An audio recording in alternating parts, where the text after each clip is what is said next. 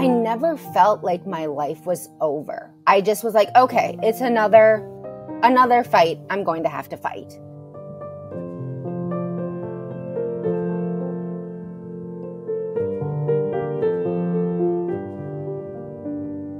I have been diagnosed with cancer 3 times.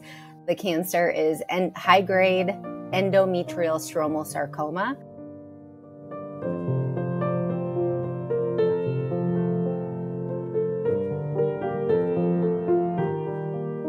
When I was 22, I actually had my period, and it was lasting for over a month. And I just kept thinking, no, it's going to be fine. It's going to be totally fine. It's normal. Until my sister finally, she actually lived in Florida at the time. And she's like, Lex, you need to go in. And I just continued to push it off. No, it's going to stop. We're totally good. This is normal. Definitely wasn't. And so she actually had to be my advocate and scheduled an appointment from afar.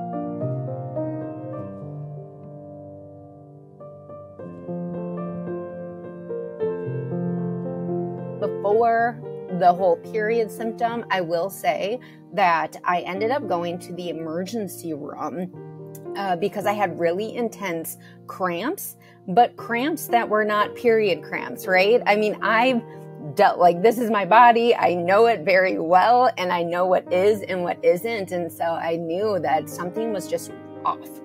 And I went into the ER, and they ended up telling me that it was just my period cramps, and then said that they just gave me Midol, and sent me home. And so that was a little bit too, I will say, as to why I didn't want to go in, because I didn't want to be told again that I basically, it's nothing.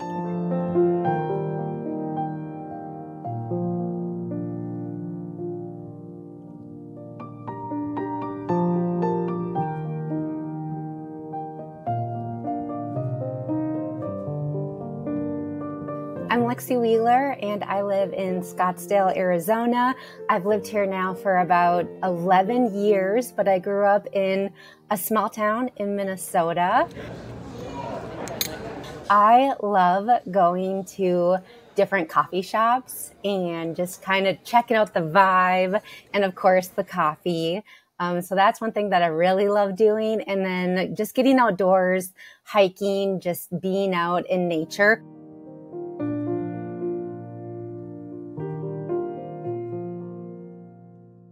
We didn't go through any chemotherapy or radiation for the first time. So I feel like I got off a little easy of just having to do all of these surgeries and then continue living my life. And so that was more or less an easy path, because since then, and the 2 other times I've gotten cancer now, it had to do with surgery, chemo, radiation. So it's been the whole gambit. Which has been obviously just very much more challenging. It was honestly very similar symptoms, and I was still being so ignorant to it. I'm like, no, I didn't even think of cancer, which is crazy to me. But I think it just goes to show, like, that's how I live my life. I don't really try to allow that type of those thoughts to come in too often. And so at the time, my husband was actually traveling for work, and a friend, I was walking with her along a path, and I was a little bit like hunched over because I was having a lot of those intense cramp-like feelings. And I just kept telling her, oh, I think it's my appendix, and thinking it was appendicitis or something like that. I went into the ER, and that was pretty tough, I will say, just because I was by myself. And so, like, laying there and them coming in, doing all the tests, and then a doctor coming in and saying, you've got this huge mass the size of a softball that's pushing up on stuff. And even in that moment, I was like, okay, so when are we going to find out if it's cancer? And he's like, no, it is. Like, we can tell what it, I'm like, oh, all right. I just got a CT scan that will help determine if it's cancer or not. There's no way it isn't.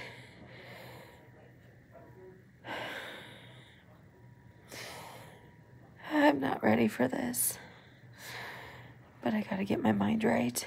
Of course, I was overwhelmed with like, oh, I'm going to have to go into the suck again. Like this is, right? So I'm going to have to go into my fight mode.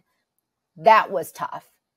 But I never was like, oh, my life is over. It's just another obstacle that is being put in front of me that I'm going to conquer. So ended up going through surgery to get the mass out. And then I had to make a decision on if I was going to do chemotherapy or not, because it wasn't something where it was like, yes, you absolutely need to. But it was more, hey, we don't know if there's any other cancer cells hanging around. It might be good to just go through this to make sure that we kill everything. And so I ended up getting, and this kind of goes to self-advocacy of making sure that you get second opinions and make sure make sure you're as informed as possible before making a decision. And so ended up getting a few different doctors' opinions. Hey, gave them my, all of my test results. And they all came to the same conclusion that it was probably necessary to do the chemotherapy, knowing that I'd already had it once before and it came back and now it's high grade.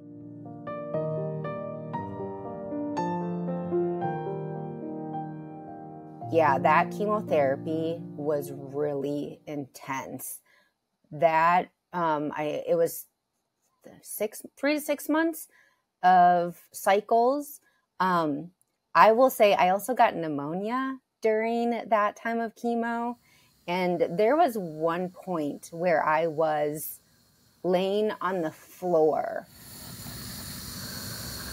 In that moment, like I felt like my life was over. Like that was the only time, because I was so done. I could not fight anymore. At least it felt like it in the moment. So I just remember laying on the floor and was like, yep, this is it. It wasn't, surprise. But I do remember that chemotherapy was really, really brutal on me. And so I would say the exhaustion, right? The fatigue was pretty intense. And then the brain fog was pretty bad too for that one.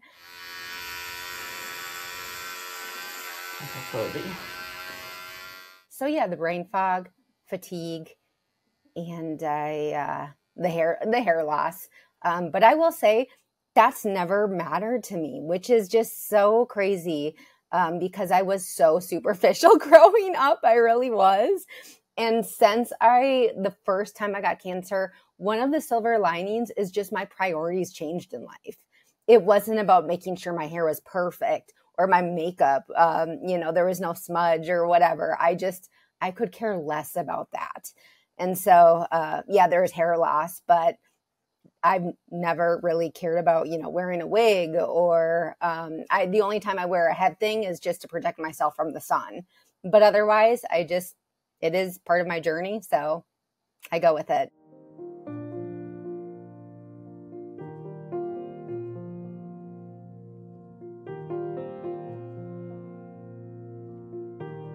This one was so different. Again, I even made a joke in one of my TikToks where I was like, I've gone through cancer twice and now a cold is going to knock me out, is what I thought, because at the time it was just, I couldn't breathe very well.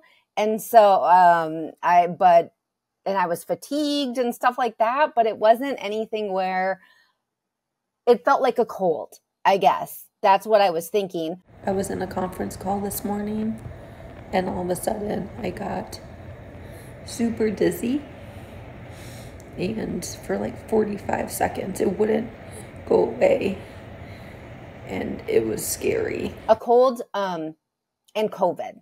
I thought it was COVID because I know it's hard to breathe during that. It showed positive positive for COVID. I'm like, oh, okay, well then I need to go in because I also can't breathe.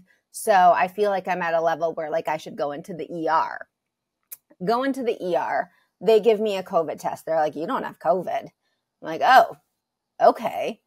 So not COVID. That doesn't usually happen where it's false positive, but that was my situation. And so, and they took a few COVID tests to make sure. And then they did a scan, and the doctor came in and was like, yeah, you got a big old mass in your chest that is pushing up on all of the important tubes that help you breathe. That was so scary. I'm like, oh, like down below, I'm like, all right, we can cut that out. We're good. But the big mass, it's next to all of some super important, organs. So I'm like, all right. So how are we going to tackle this one? In that moment, I will say I was exhausted. I'm like, I've already done this twice. I don't want to do this again. But I wasn't ready to give up because I know after my second round and going through chemotherapy, I had already told my family, I'm like, hey, if this happens again, we're waving the white flag. I can't do this I can't go through the treatments again. It was too much.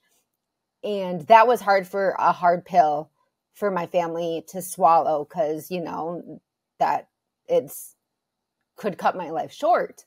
So then I'm put in the situation and I'm like, no, just kidding. We're not done yet. Like I have too much to do in my life still.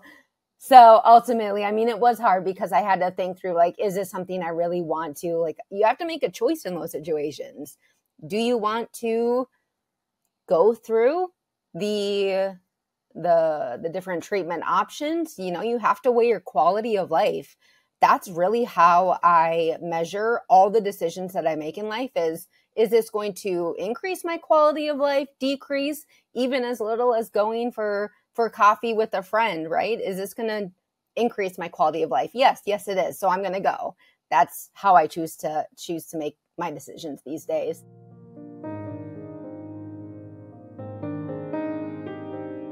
We ended up not doing surgery in that moment, and we did proton beam radiation, which is different than the traditional one. So I was so grateful to be able to go to a facility that had a proton beam because that's not very common everywhere. So that was really great because less long-term side effects, less short-term side effects around fatigue, like radiation. Traditional one, so I heard, is that it is pretty exhausting. That really wasn't the case for me because of being able to take protons. So did radiation, and then after radiation was done, then I did chemotherapy, but I only did 3 cycles of it. But the radiation seemed to work. It was blasting that mass into oblivion. So that was great news. And so when I looked at my PET scans, everything looked like it was gone. The only thing that was showing was a little bit of red near the scar tissue. And based on the radiologist and my doctor's opinions, they were like, we're pretty sure it's just the scarring. So you should be good to go and continue living your life. We could do a couple more rounds, but I mean, it's a pretty safe guess. And ultimately it was my decision.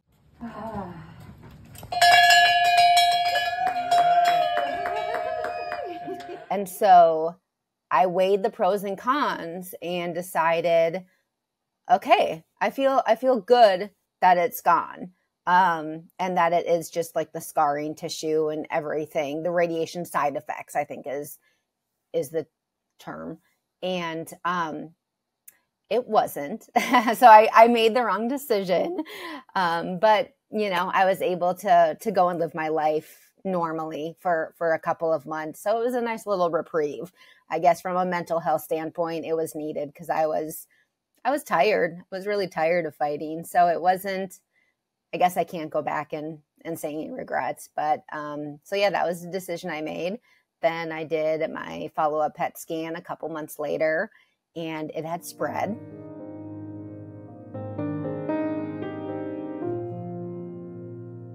that is where we're at now, where I had to do a surgery, a lung surgery, because it's kind of in the lining of my lungs. So we did that. And then I've been doing chemotherapy. I hope that the PET scan will show in a couple of weeks that it worked, because I had to make another kind of hard decision of what type of treatment plan I wanted to go with for this next round. I had 3 different options. And, one was like kind of not super aggressive, but we could see kind of like low maintenance. Then there was a medium, and then a super aggressive plan. And I took some time to think about it, and I go big or go home. I'm like, you know what? If I'm going to do this, I'm tired of it. Like, let's move on with my life, right? So of course I went with the most aggressive plan, but the risk of this is the most aggressive. So if the PET scan doesn't show what I hope and believe it will show, then I don't really have a whole lot of options.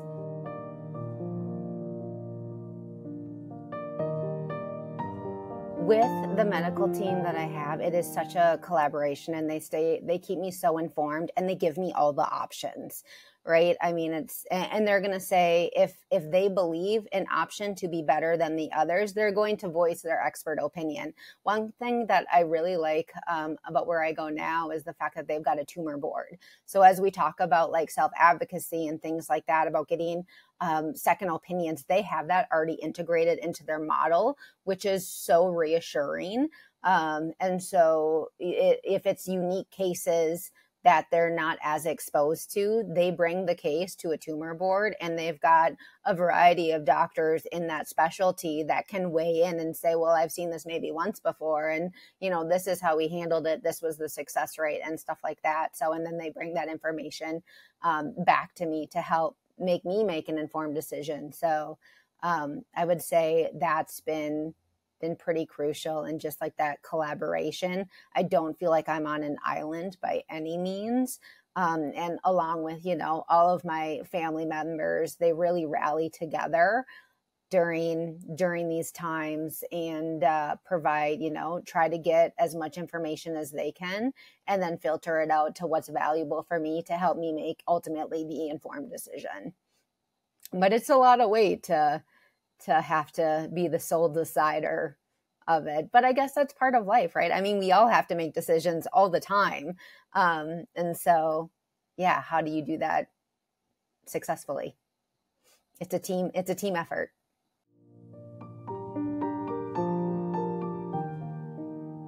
I just think it's so important for you to be able to make an informed decision.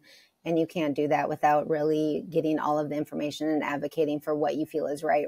In my story, I think the reason why I think it's so important for pushing what you feel is right is because of my situation where, they kept telling me that it was just cramps that I was feeling. And I knew it wasn't.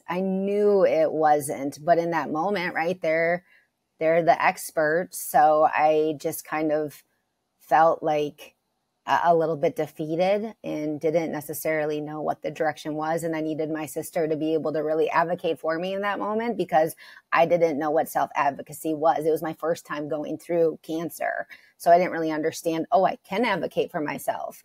And so that was the experience where I just, you know what's best for your body. So I think it's just really, really important to push for what you know is right.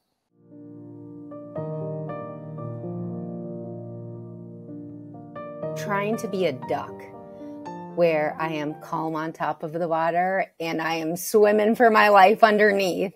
That is kind of the analogy that I like to give for how I am currently, the space that I am in right now. So yeah, I definitely have a decent amount of anxiety, but I've always been raised on you can only focus on what you can control and you got to let the rest go.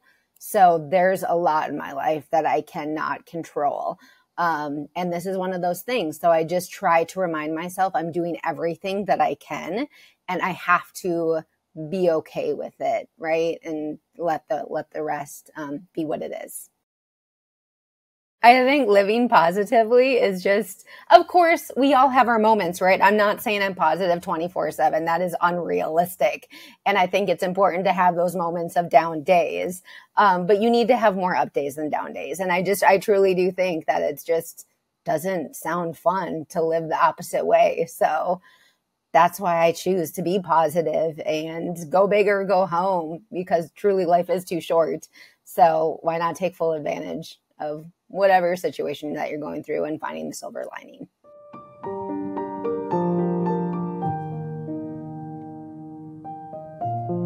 If you're going through it, just know you're not alone in it.